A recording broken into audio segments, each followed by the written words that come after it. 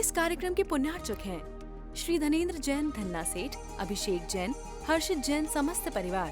Deep Jyoti rubber private limited, manufacturer of rubber pipe, rubber sheet, electrical mat sheet, sector 5, Noida, Uttar Pradesh. Shri Sunil Jain एवं Shrimati Manisha ji, Akshat Jain, Mona generators, Nirman Vihar, Delhi. धर्म प्रेमी बंधु, तो यहाँ पर अपनी बात चल रही है, तो यहाँ बताया जा रहा है त्रियक क्लेश वाणिज्य। तो 5 अणुव्रतों के बारे में बताया गया था और 5 अणुव्रतों के बतलाने के बाद यहाँ बताया गया था कि 3 गुणव्रत जो कि 5 अणुव्रतों की रक्षा करने वाले हैं। तो उन रक्षार्थ 5 अणुव्रतों की रक्षा करने वाले 3 गुणव्रत हैं और 3 गुणव्रतों के बारे में यहाँ बताया जा चर्चा चल रही थी। तो सबसे पहले कहा था कि पाप उपदेश, 3 गुणव्रतों के बाद का 4। तो 3 गुणव्रतों में सबसे पहले आता था दिग्व्रत, दिशाओं का बंधन करना, और दूसरे नंबर पर आता है अनर्थ दंड व्रत। तो अनर्थ दंड व्रत के अंतर्गत बताया गया था कि अनर्थ दंड व्रत 5 प्रकार का होता है। एक कहा पाप उपदेश, हिंसादान, दुष्श्रुति और अपध्यान और प्रमादचर्या, ये 5 हो गए। तो इन 5 के बारे में बताया गया। तो सबसे पहले कहा कि त्रियक क्लेश। तो पाप उपदेश क्या है, सबसे पहले बतलाया जा रहा है। तो पाप उपदेश के अंतर्गत कहा है कि त्रियंच प्राणियों को कष्ट पहुंचाना, मनुष्यों को कष्ट पहुंचाना और व्यापार आदि के बारे में दूसरों को बताना, और हिंसारंभ, हिंसा और आरंभ, हिंसा के कार्यों को बतलाना जिनसे अत्यधिक हिंसा होती है, और आरंभ सारंभ के कार्यों को, और प्रलोभन देकर के भी कार्य करना, ये सब का पाप का उपदेश है। इस प्रकार से यहाँ पहला नंबर का अनर्थ दंड व्रत कहा हुआ है। तो दूसरे नंबर पर कहा था हिंसा दान। हिंसा दान के बारे में कहा कि यह जैसे अपन दूसरे के लिए शस्त्र आदि भेंट करते हैं, परशु है, कृपाण, जितने जीव जितनी भी वस्तुओं से हिंसा होती है, ऐसे वह शस्त्र, चाहे तलवार हो, चाहे वह जमीन खोदने के औजार हो, चाहे अग्नि हो, चाहे शस्त्र हो, तो और चाहे जिनसे हिंसा हो सके, ऐसा दूसरे मर जाए, ऐसा विष भक्षण आदि हो, तो और जिनसे जीवों का बंधन होता है, ऐसे साकल आदि, ये सब का हिंसा दान के उपकरण है। मतलब इनसे जीवों की हिंसा होने वाली है, इसलिए इन सब से हिंसा उत्पन्न होती है। तो यह हिंसा दान के उपकरण है। तो ये भी अनर्थ दंड व्रत के अंतर्गत बतलाए गए हैं। फिर तीसरे नंबर पर आता है, जहाँ अपनी बात चल रही थी कि वह अपध्यान, जिसको दुर्ध्यान कहा जा रहा है। तो अपध्यान क्या है और इस अपध्यान से बचना चाहिए। दुर्ध्यान, दुर्ध्यान वास्तव में ये है कि यहाँ बताया जा रहा है कि वदवंदच्छेदादेर द्वेषाद्रगाच परकलत्रादे आध्यानमपध्यानम शास्ति जिन शासने विशदा का बदबंदर छेदा दे। तो ये सब बातें, दुर्ध्यान कब आता है, पहले ये विशेष। दुर्ध्यान हमेशा जब आता है जब या तो कोई हमारा अपमान कर दे, जब दुर्ध्यान आता है, या फिर हमें किसी से कोई स्वार्थ की अपेक्षा लगी हो और वो स्वार्थ हमारा उससे पूरा ना हो। क्या हो कि जब हमें किसी से कोई स्वार्थ की अपेक्षा लगी हो और वो हमारा स्वार्थ पूरा ना हो तो फिर हमारा उसके प्रति दुर्ध्यान आना प्रारंभ होता है, ये बिल्कुल निश्चित है। तो जब हमें अपने स्वार्थ की अपेक्षा ना हो और नेचुरल कोई कार्य हो जाए तो बात अलग है, ना हो तो कोई बात नहीं। तो इस तरह का जब हमारा कहीं अपमान हो जाए और हमारा किसी से स्वार्थ लगा हो कि हमें ये वस्तु इससे मिल जाएगी, वो नहीं मिली, तो फिर हमारे अंदर उसके अंदर क्या दुर्ध्यान उत्पन्न होता है। इसका ऐसा हो जाए, ये मर जाए, इसका नष्ट हो जाए, ये फलाना हो जाए, है ना, ये सब चीज़ें वहाँ होना प्रारंभ हो जाती हैं। तो सबसे पहले कहा वद बंधत छेदादेर, तो कहा कि जब इस तरह की स्थितियाँ होती हैं तो हम उसके वध की सोचते हैं। या तो स्वयं सोचेंगे कि मेरी ताकत हो तो मैं उसको मार दूँ, अन्यथा फिर सोचेंगे दूसरा ऐसे कोई मार दे, और अगर उसकी कोई हानि हो जाए तो बड़ा उत्साह होता, आनंद आता, अरे बहुत अच्छा होगा, है ना, ऐसे ही होना चाहिए, है ना, क्यों हमारे साथ ऐसा किया इसलिए ऐसा हुआ।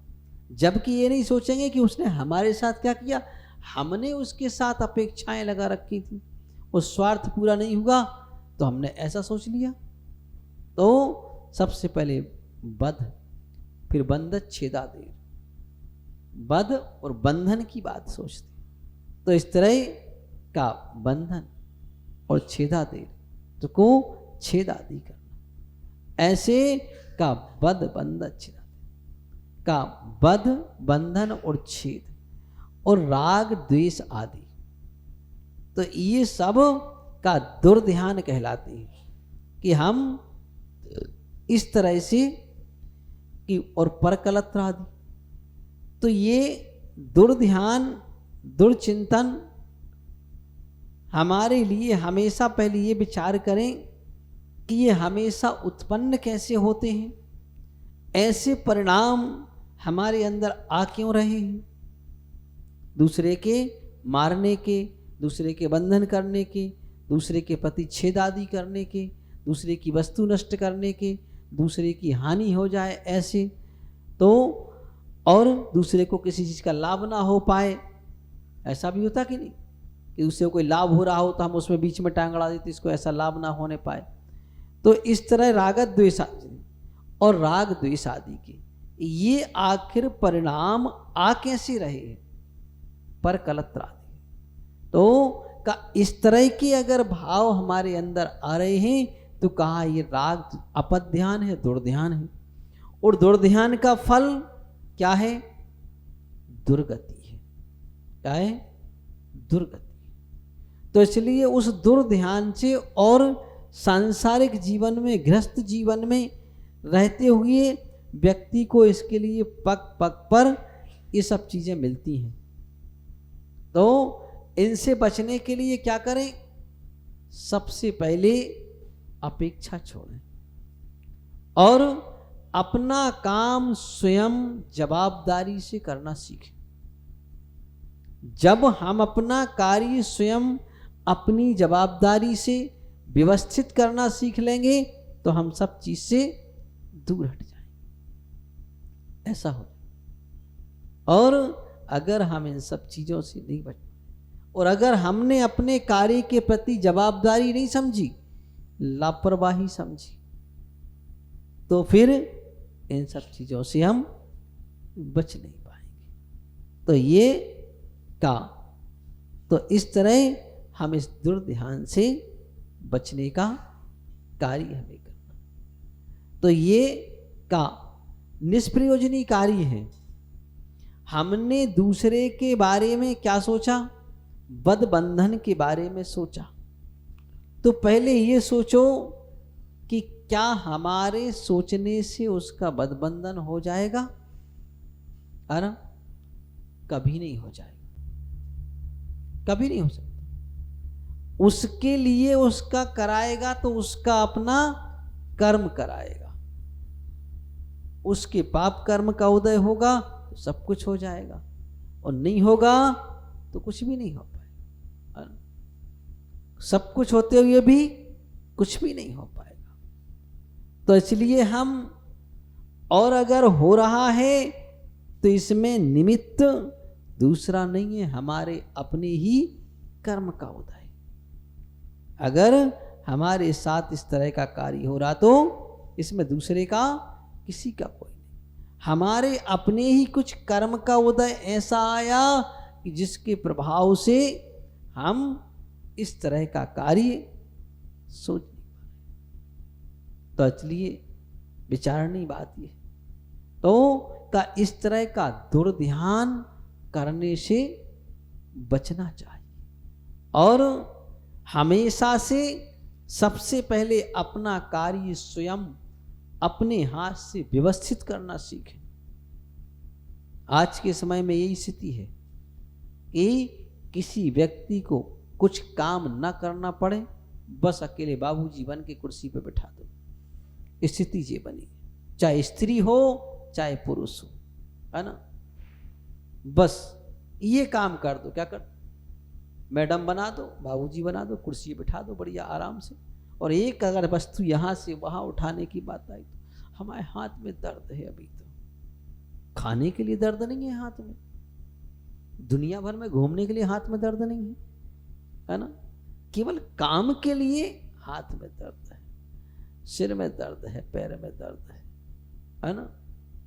और व्यवस्थित कुछ ना करना पड़े, इधर का लिया उधर पटका, उधर का लिया उधर पटका और चलते बने, है ना। यही तो करते हैं, और क्या करते हैं, कौन करेगा इसको, हमारा थोड़ी है ना।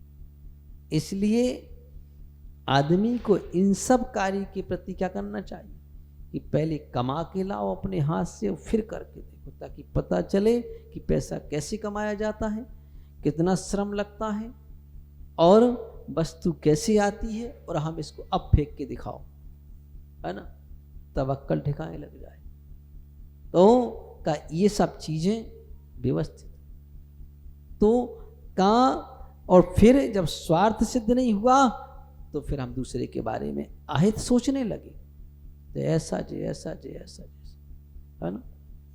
तो फिर का इस तरह से इन सब चीजों के बारे में बताया जा रहा कि ये दुर्ध्यान अपध्यान निष्प्रयोजनी हम सोच लेते हैं और इनसे हमारा कोई प्रयोजन नहीं है, और सोच करके का दुर्गति के पात्र बन जाते। अपध्यान का फल नरक गति है या त्रियंच गति है, दो के अलावा तीसरी कोई गति नहीं। ये यहां परिस्थिति बतलाई जा रही। तो यहां कहा कि ये दुर्ध्यान, फिर इसके बाद का दुर्ध्यान के बाद कहा उन्होंने दुष्सुरति। तो दुष्सुरति के अंतर्गत आज स्थिति यह है कि दुष्सुरति सबसे ज्यादा चल रही है। दुष्सुरति का मतलब क्या है, खोटे वचनों को सुनना, है ना। तो देखिए पहले दुष्सुरति की अपन परिभाषा देख ले, यहां पर क्या बताई हमारे आज स्वरूप क्या बता रहे हैं। आरंभ संग साहस मिथ्यात द्वेष राग मद मद नहीं चेत सह कलुषयताम दुष्सुरति रवधि नाम दुष्सुरतिर्भवति। तो देखिए यहां बताया जा रहा है आरंभ संग साहस। तो दुष्सुरति के अंतर्गत बताया कि आरंभ संग साहस मिथ्यात राग द्वेष मद नहीं। आज कहीं आरंभ सारंभ की चर्चा करने लग जाओ, सब बैठ के इकट्ठे हो जाएंगे, और कहीं कहो कि चलो प्रवचन चल रहा है, धर्म ध्यान की बात है, दो शब्द सुन लो, तो टाइम नहीं है ना, तो वक्त नहीं है आदमी के पास, है ना। तो आरंभ सारंभ की चर्चा करो, संग परिग्रह की चर्चा करो, धन आदि कैसे आएगा, कहां से मिलेगा, कैसे मिलेगा। अभी जितने लोग यहां बैठे ना, इससे दूने नीचे खड़े हो जाएंगे, है ना। आओ हम तो वो उपाय बताते हैं कैसे धन कमाना है ना, या दे रहे हैं फुकट में। लेकिन ये नहीं सोचें कि नहीं चलो ऊपर प्रवचन चल रहा है तो हम 10 मिनट बैठ जाए, नहीं सुनने का टाइम है ना।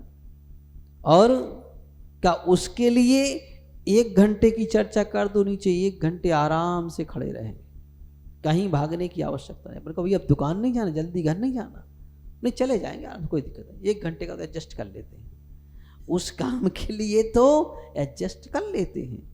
और इधर के लिए कहो तो इधर के लिए तो भाई अशोक जी जाने, उनकी जवाबदारी है, दूसरे की किसी की नहीं। और नहीं तो फिर अनिल जी आ गए, वो जाने, दूसरा किसी की जवाबदारी नहीं। तो का इन सब के लिए नहीं है अपना काम।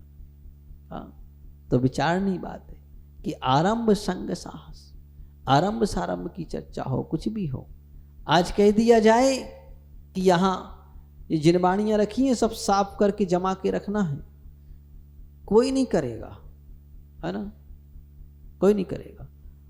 और 4 डिब्बे वहां ला के रख दो सामने और उस पर लिख दो इसका कोई खोल के नहीं देखना, सब खोल, इसमें क्या रखा है क्यों नहीं देखना, क्या रखा है इसमें, है ना। हाँ, और फैला के चले जाएंगे। हाँ, तो ये नहीं कि हम मंदिर में आए हैं तो कम से कम हम अपने समय का सदुपयोग कर लें, या तो भगवान का नाम ले लें, है ना, भगवान की पूजा कर लें, गुरु पूजन कर लें, एक माला फेर लें, है ना, ये कुछ नहीं है ना। या फिर 2 शब्द महाराज बोल रहे हैं तो चलो कि सुन लें, गुरुवाणी सुन लें ना, ये कहाँ टाइम है ना। चलो हम ये नहीं कर सकते तो कम से कम ये जिनबाणी रखी, इनको अच्छी बढ़िया पहुँच के साफ करके अच्छी व्यवस्थित जमा दें 4 जिनबाणी, नहीं इसकी फुर्सत नहीं है ना, कि ये सदुपयोग कर लें अपने समय का, नहीं। बाहर 4 दुष्कृतियाँ चल रही हो, है ना, किसकी, आरंभ सारंभ की चर्चा चल रही हो, संघ की चर्चा चल रही हो, लड़ाई झगड़े की चर्चा चल रही हो, 1 घंटे क्या 2 घंटे आराम से खड़े रहेंगे। श्री धनेंद्र जैन धन्ना सेठ, अभिषेक जैन, हर्षित जैन समस्त परिवार, Deep Jyoti rubber private limited, manufacturer of rubber pipe, rubber sheet, electrical mat sheet, sector 5 Noida Uttar Pradesh. Shri Sunil Jain एवं श्रीमती मनीषा जी, अक्षत जैन मोना जनरेटर्स, निर्माण विहार दिल्ली।